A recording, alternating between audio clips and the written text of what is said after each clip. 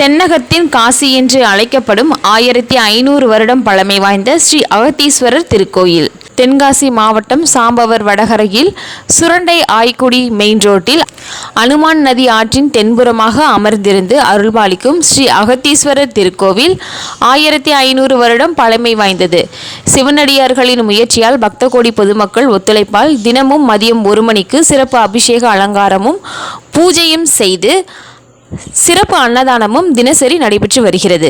இங்கு வரும் பக்தர்கள் நந்தி காதில் வேண்டுதலை சொன்னால் திருமணத்தடை நீங்கும், குழந்தை வரம் கிடைக்கும் என்பது ஐதீகம். இங்கு சிவன் அகத்தீஸ்வரராக காட்சியளிக்கிறார்.